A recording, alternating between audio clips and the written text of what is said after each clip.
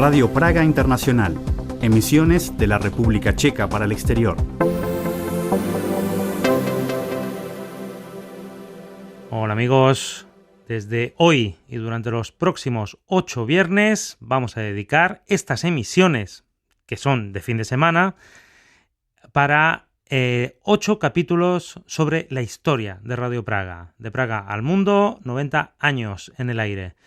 Las ha realizado Jaromír Marek, un antiguo redactor de la redacción checa de Radio Praga Internacional, y van a ver desde los principios hasta el momento actual y pasando por muchísimos momentos, por supuesto durante los años del régimen, la Segunda Guerra Mundial, todo ello.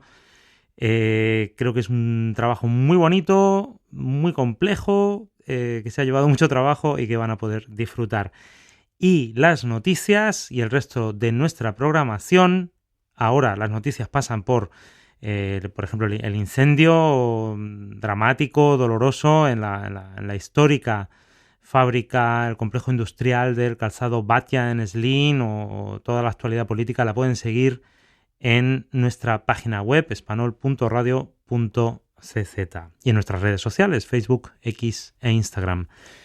Y a partir de ahora les dejo con el primer capítulo del podcast Radio Praga Internacional, 90 años en el aire, de Praga al mundo.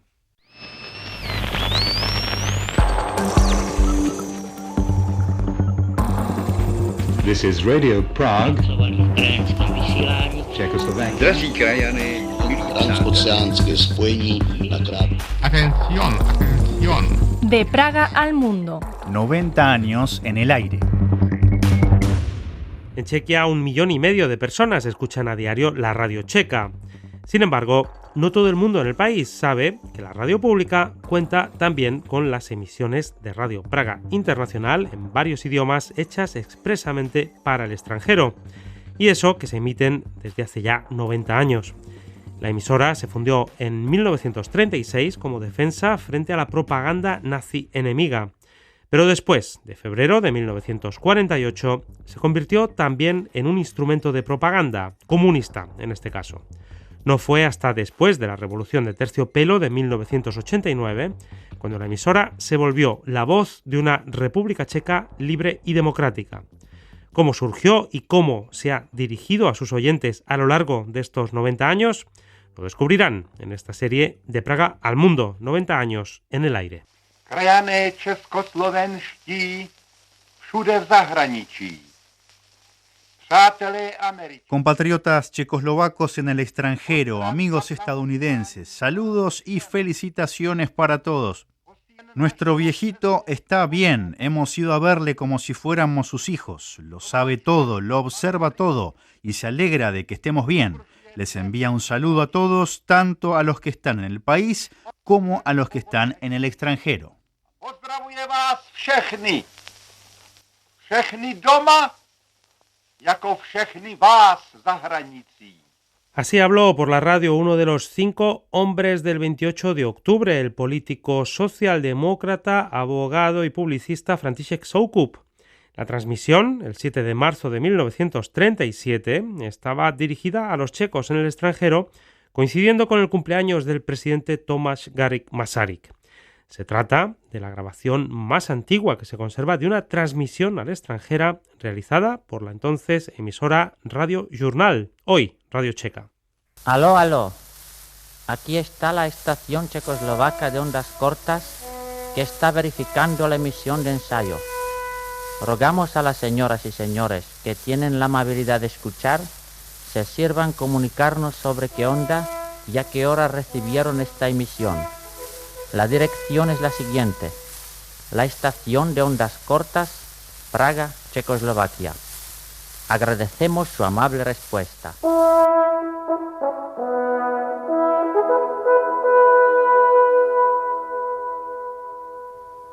Las emisiones regulares al extranjero habían comenzado 7 meses antes, el 31 de agosto de 1936 a las 10 de la mañana. En ese momento, el director técnico Eduard Svoboda se dirigió a los oyentes de todo el mundo en inglés. Al principio, las emisiones se centraban principalmente en música, complementada ocasionalmente con intervenciones de locutores en diversos idiomas. Pronto, sin embargo, también se crearon los primeros programas de divulgación. Por ejemplo, retratos de Thomas Garrick Masaryk y Edward Benesch, inspirados en el libro del escritor estadounidense John Ginter, Inside Europe. En la víspera de Año Nuevo de 1936, el actor Vlasta Burian leyó las noticias deportivas y el pronóstico del tiempo, y también aparecieron en la emisión los héroes infantiles Spabel y Hurbinek.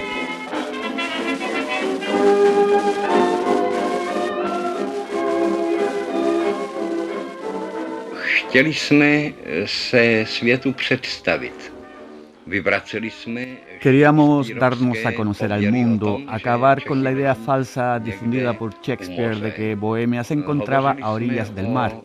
Hablábamos de nuestra situación no solo geográfica, sino también política y económica.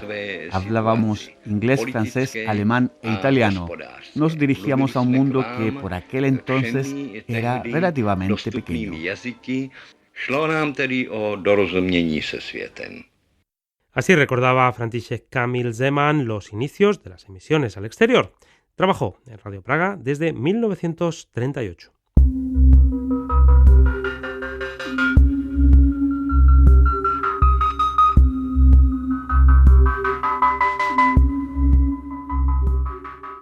La década de los 30 no fue solo una época de progreso técnico que permitió la transmisión de ondas de radio a todo el mundo, sino también un periodo de creciente tensión internacional. El gobierno se percató de que carecía de una herramienta eficaz para difundir información sobre Checoslovaquia o para contrarrestar la creciente propaganda hostil. Byly to samozřejmě většinou útoky o postavení národnostních menšin, ale například... Por supuesto, se trataba principalmente de ataques contra el estatus de las minorías nacionales, pero por ejemplo en el caso de Radio Budapest, es un caso extremo, incluso se llegó a exigir la anexión de Eslovaquia a Hungría, la destrucción total de Checoslovaquia. Y el Ministerio de Relaciones Exteriores era consciente de que debía reaccionar ante esos ataques y al mismo tiempo reforzar enormemente la propaganda positiva sobre Checoslovaquia en el extranjero. El Ministerio consideraba esenciales 3 ámbitos. En primer lugar, la importancia de informar al mundo exterior sobre los asuntos checoslovacos, sobre nuestra política interna y exterior. El segundo ámbito en el que debía centrarse la emisión eran los checoslovacos en el extranjero. Y el tercer ámbito eran nuestras embajadas. Iván Dubovitsky, director del Departamento de Diplomacia Pública, explicó así las circunstancias que rodearon el nacimiento de las emisiones al extranjero. Hluboko v paměti mi zůstala vzpomínka na první živé slovo naší krátkovlnné stanice. El recuerdo de la primera palabra transmitida por nuestra emisora de onda corta permanece grabado en mi memoria. Si mal no recuerdo, fue simplemente un saludo. No sabíamos si nos escuchaba alguien, ni si alguien nos escucharía con el tiempo, aceptando la mano amiga que tendríamos con un mensaje de paz a todas las personas de buena voluntad. No puedo expresar la alegría que sentimos cuando unos días después recibimos sus cartas con la feliz noticia de que nos habían escuchado. Y así recordaba a los inicios de las emisiones al extranjero el técnico Karel Koníček. Aló, aló. Aquí está la estación checoslovaca de ondas cortas que está verificando la emisión de ensayo. En 1937, la emisora, entonces catalogada como experimental, se dividió en las llamadas bandas europea y americana. Se emitía a diario para Europa y los martes y viernes para América. Y entonces las noticias formaban parte de cada emisión. Estas se transmitían en checo, eslovaco e inglés. Una vez por semana también se emitía en ruteno, lo que permitía que la información estuviera disponible para los oyentes que llegaban a Estados Unidos desde Transcarpatia, la región, hoy día en Ucrania, pero que formó parte de la primera República Checoslovaca y que luego de la Segunda Guerra Mundial se quedó en la Unión Soviética. Las emisiones para los checoslovacos en el extranjero no solo tenían como objetivo informar o educar. Desde el principio se percibió como un vínculo con la patria, literalmente. Así, el 21 de mayo de 1937, un saludo a un hermano en Estados Unidos cruzó el océano de la mano de un tal Josef Dragoun. Dnes by si Boleslav nepoznal, jak od světové války vyrostla. Hoy no reconocerías, Boleslav, cuánto ha crecido desde la Guerra Mundial. Incluso la situación económica ha mejorado y aunque todavía no hay tanta prosperidad como allí en Estados Unidos, todos trabajamos con entusiasmo y alegría en nuestra patria libre, de la que creemos, yo sin duda lo creo, que es la más hermosa de todas. Una vez más, que la fortuna checa nos acompañe y que nos veamos pronto. Sin embargo, las emisiones solían tratar temas más serios y profundos. Por ejemplo, en junio de 1937 se emitió una conferencia de Josef Rouček, un sociólogo checo que trabajaba en Estados Unidos. En ella habló sobre la contribución de los checoslovacos a la cultura estadounidense. America has no specific culture. It is rather a culture. Estados Unidos no posee una cultura propia específica, es más bien un conglomerado de muchas culturas traídas por los inmigrantes y adaptadas a las condiciones estadounidenses. No es muy conocido que la civilización estadounidense se enriqueció con numerosos elementos checoslovacos. Esta fue la labor de 2 millones de checoslovacos que viven en Estados Unidos. Estos trabajadores llegaron al país en un momento crucial, cuando se estaban sentando las bases de un nuevo imperio industrial. Sin embargo, los checoslovacos estadounidenses alcanzaron gran fama en el ámbito puramente cultural. Es imposible escuchar la radio sin oír las composiciones de Antonín Dvořák y Rudolf Frimler.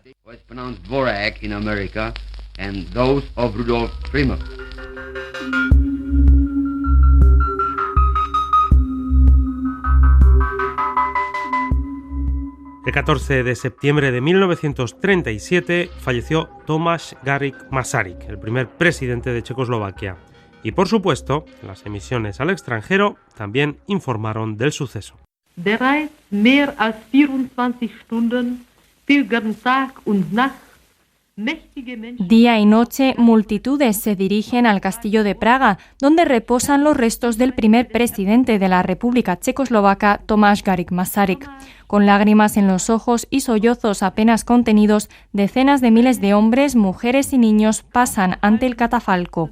En Praga se ultiman los preparativos para el funeral del primer presidente de la República, que sin duda tendrá un carácter verdaderamente regio. On met dans la capitale la dernière main aux préparatifs des funérailles du grand disparu. En la capital estamos ultimando los preparativos para un funeral digno de la gran y noble personalidad que lloramos. El lunes 21 de septiembre la vida en toda la República se paralizará durante varias horas.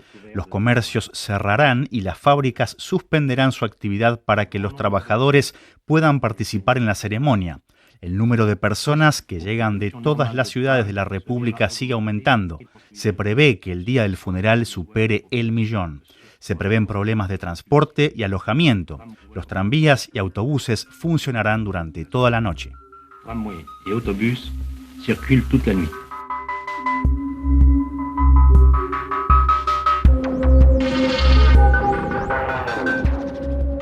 El año 1938 fue crucial para Checoslovaquia.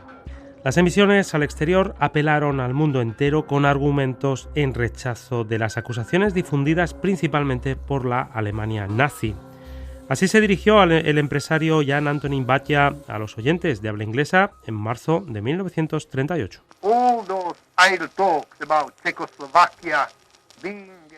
Todas esas habladurías de que Checoslovaquia es un bastión del comunismo son un completo disparate. Los agricultores, comerciantes y trabajadores checoslovacos están lejos de esa ideología. El desarrollo económico de Checoslovaquia todavía no ha terminado. Al contrario, es probable que esté comenzando. Cuando se construyan las carreteras y los ferrocarriles, el país se convertirá en un puente entre Oriente y Occidente. La implementación de estos planes no solo depende del futuro económico de Checoslovaquia, sino que también es la base para apaciguar las relaciones en Europa.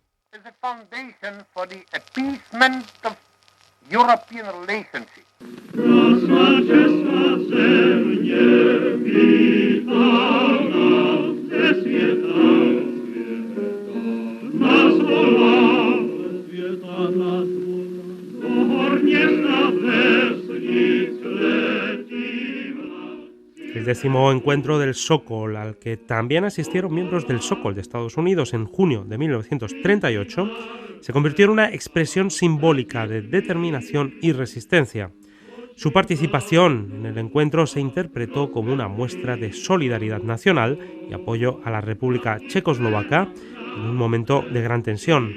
En un saludo transmitido por Radio Praga, Miroslav Klinger, veterano dirigente del Sokol, atleta activo y participante en los Juegos Olímpicos, también se dirigió a los checoslovacos en Estados Unidos.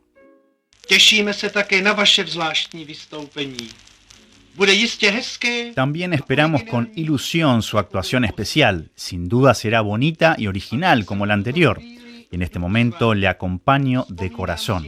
Lo recuerdo, se llama Frank, Joe, Fred, John o como sea. Nada se interpone en su camino salvo ese gran charco, como usted lo llama. Ya lo ha cruzado hace años. Es un largo camino, pero si el amor nos acompaña, no es tan desagradable. Saludos. Nos vemos en la lucha fraternal. Nashledanou v bratrském zápolení. Los ataques de la Alemania nazi contra Checoslovaquia se intensificaron durante 1938 y la batalla ideológica también se libró en las ondas radiofónicas. La propaganda nazi no dudó en recurrir a mentiras y medias verdades. Demonizó al gobierno checoslovaco y al presidente Eduard Beneš. Presentó a los checos como una nación inferior, incapaz de funcionar de forma independiente. Radio Praga defendió la existencia del Estado checoslovaco y sus fronteras. Ivan Jelinek spolu so mnou najmä v období máj-september 1938 urobil veľmi mnoho. Ivan Jelinek y yo, especialmente entre mayo y septiembre de 1938, nos esforzamos mucho en conseguir que todos los extranjeros prominentes que llegaban a Checoslovaquia por aquel entonces mostraran su apoyo en las emisiones en onda corta.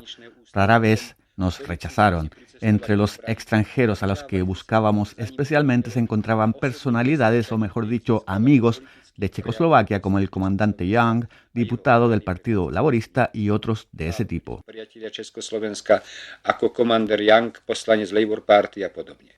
Así recordaba aquel periodo el redactor de las transmisiones al extranjero Julo Horvat en 1964. Hello, Prague, Czechoslovakia calling. Good evening, ladies and gentlemen.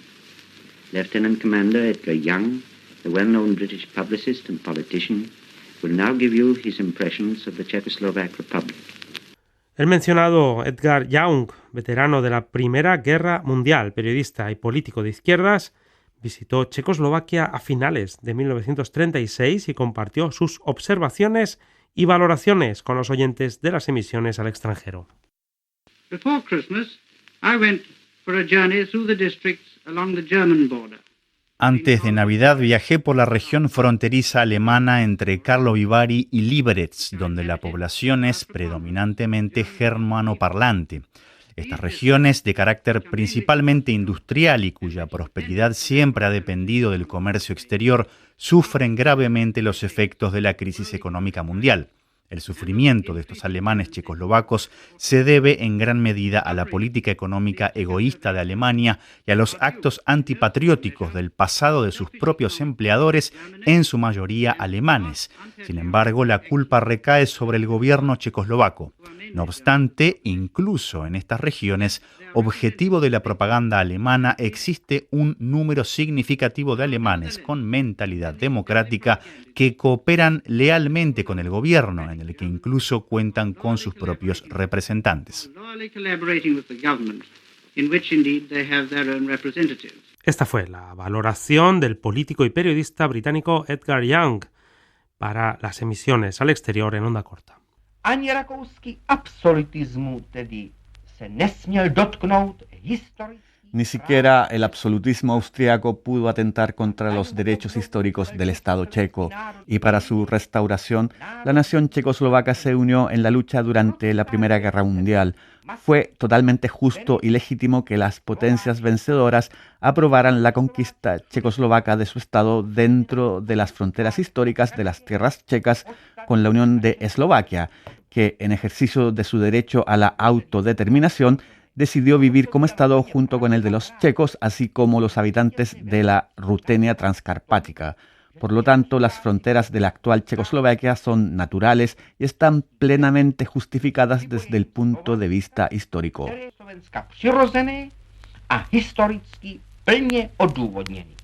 Esta era la explicación de František Bauer, historiador, periodista y asesor del presidente Beneš en julio de 1938.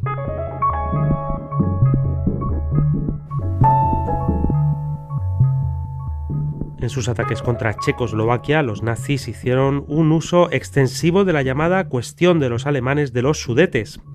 Hablaban de la opresión y el atropello de los derechos de los ciudadanos germanoparlantes.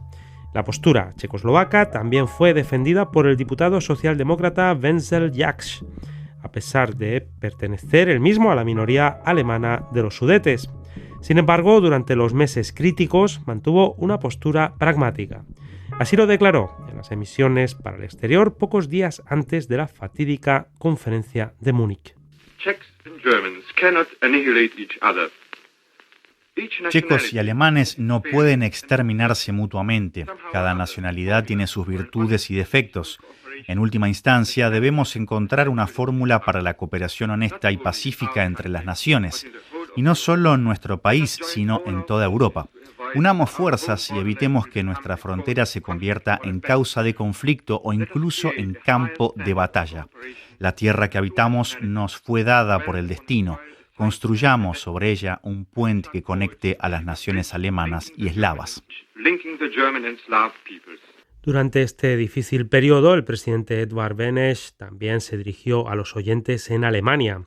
Habló sobre cómo durante sus 20 años de existencia la República se había desarrollado en paz y con espíritu de progreso. Se respetaba la democracia y la libertad, así como las tradiciones nacionales de todos sus ciudadanos, incluidos los de habla alemana. Sigo creyendo que para encontrar puntos en común solo necesitaremos fortaleza moral, buena voluntad y confianza mutua. Creo en el sincero deseo del pueblo alemán de paz y cooperación. Sé que este deseo es compartido por checos, eslovacos y todas las demás nacionalidades. Sé que muchos de nuestros conciudadanos de origen alemán anhelan la normalidad y la paz. Sé que nuestra nación saldrá victoriosa de las dificultades actuales. Por lo tanto, tengamos fe en que superaremos estos tiempos. Los saludo y les doy las gracias. Así habló el presidente Beneš a través de las ondas de Radio Praga el 10 de octubre de 1938.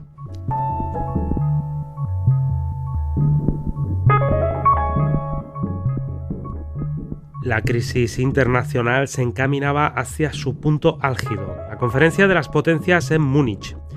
En esta conferencia, representantes de Alemania, Italia, Francia y Gran Bretaña decidieron que Checoslovaquia cedería sus territorios fronterizos, los conocidos como Sudetes, al Tercer Reich nazi.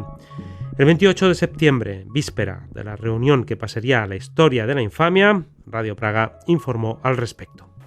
Por la mañana se publicó en todo el mundo la noticia que mañana, el jueves, tendrá lugar una reunión en Múnich de 4 jefes de Estado: Hitler, Mussolini, Chamberlain y Daladier. A juzgar por las primeras noticias, parece que el hecho más decisivo fue el mensaje del jefe del gobierno británico Chamberlain a Mussolini. En Praga, donde los miembros del gobierno disputaban la situación desde mañana, la noticia de la reunión produjo, como se puede entender, un efecto sensacional. Todos los acontecimientos prueban que los esfuerzos de Chamberlain para salvar la paz son verdaderamente enormes y que la Gran Bretaña desarrolla una energía gigantesca. Se puede ver que la parte internacional del problema checoslovaco tiene para Inglaterra tanta importancia cuando tal imperio mundial se ocupa de este problema con tal intensidad. Todas las sociedades de Checoslovaquia, como los Sokolos y otras organizaciones de gimnasia, publicaron un manifiesto asegurando al presidente de la República de su devoción y lealtad. Todos los checos y eslovacos son unánimes siguiendo al presidente de la República y rechazando todos los ataques contra el presidente de la República. Confirman que toda la nación checoslovaca está preparada a resistir a cada uno, intencionando atacar la independencia de nuestro Estado.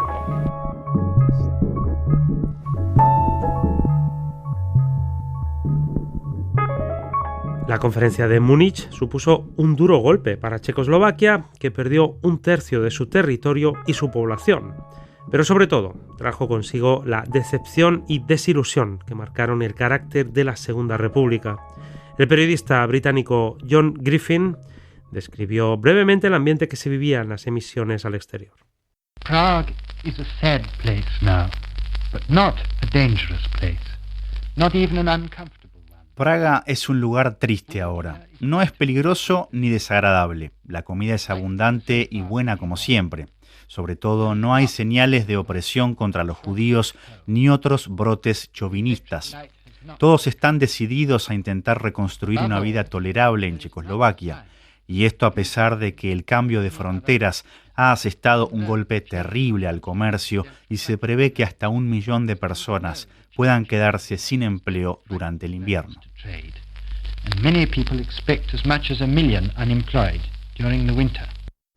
Poco después de la también conocida como vergüenza de Múnich, Józef Martínek se dirigió a los checoslovacos en el exterior.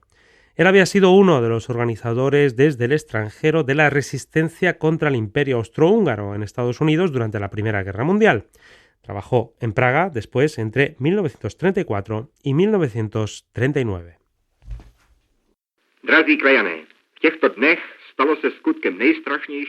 Queridos compatriotas, en estos días nos ha ocurrido lo peor que podía sucedernos, con la excepción de una guerra. Hemos sido derrotados sin guerra. La República Checoslovaca está siendo diezmada y ha caído en manos enemigas que, con la ayuda de nuestros antiguos amigos, nos arrancan trozos del cuerpo. ¿Cómo podéis ayudar mejor a vuestra patria? En primer lugar, alzando vuestras voces en el extranjero en su defensa y protestando contra las injusticias que se le han infligido. No hagáis caso a quienes dicen que ya es demasiado tarde. No creáis que el rostro de Europa permanecerá para siempre como quedó trazado en la conferencia de Múnich y el dictado de Berlín.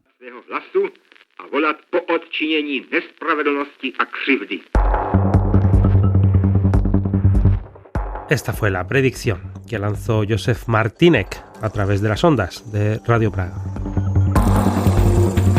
Y estaba en lo cierto. Pocos meses después de Múnich, el ejército alemán invadió Checoslovaquia. Las emisiones continuaron durante un tiempo, por ejemplo a Estados Unidos. Luego, la voz de Praga se silenció definitivamente. Los empleados de Radio Praga también fueron objeto de dura represión. La conocida locutora Zdenka Valo halló incluso la muerte en un campo de concentración nazi, y las emisiones al exterior se reanudaron por completo solo después de la guerra.